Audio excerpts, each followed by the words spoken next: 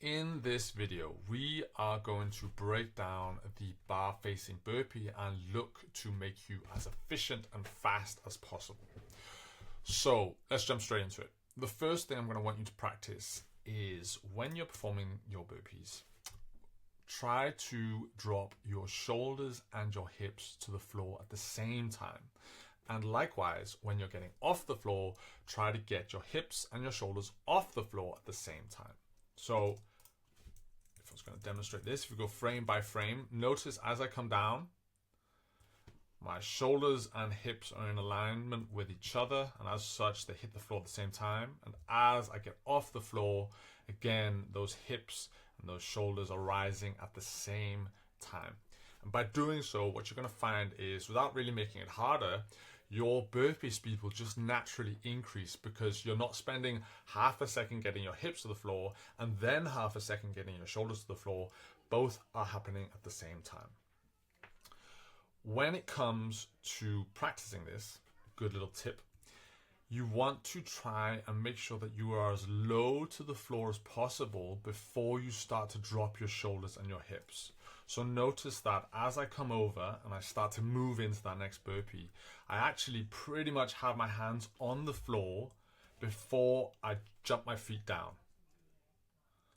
And what that does is it really significantly minimizes how hard I hit the floor, because that's usually the thing that athletes will quote unquote complain about is I'm knocking the wind out of myself when I get to the floor. And that's because they just stand too high and then they just drop down.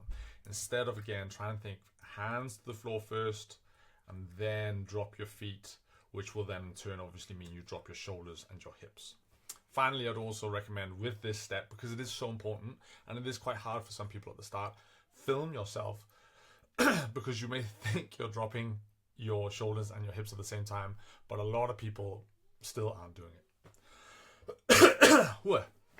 Okay, point number 2 is that when we are performing our burpees, we want to make sure that we are alternating the direction that we're facing, the way that we're coming up, so that we're always facing in the same direction. So what I mean is, notice when I do this, I'm always facing towards the camera as I jump over the bar.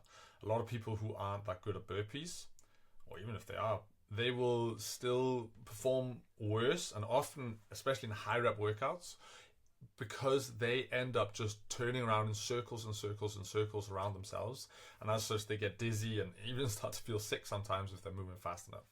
So I would highly recommend learning to, first off, when you step up your burpee, learn to use the opposite leg every time. So when I'm coming up here, I'm using my left leg to come up. And as I come up here, I'm using my right leg. And I can only say from experience, it's gonna feel most likely super weird.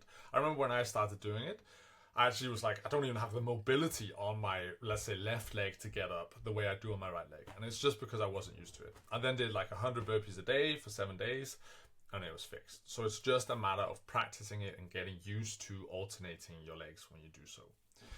And it's the same, even if you're not stepping up, I would still, again, make sure you're facing the same direction. So notice that on these quick burpees where I lift both my feet at the same time, I'm still facing the same direction as I come over the bar.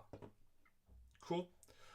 Final thing, and it kind of also leads back to that first point of staying low, is you just want to stay low the whole time.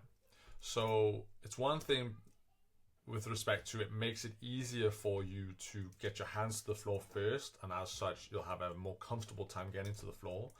But just generally, as you jump over the bar, don't extend. Just stay nice and low, stay relaxed, stay close to the floor, and again, you'll naturally find that your speed is just higher when you do it. Cool. So summary, number 1, hips, shoulders and hips to the floor at the same time and get them off the floor at the same time.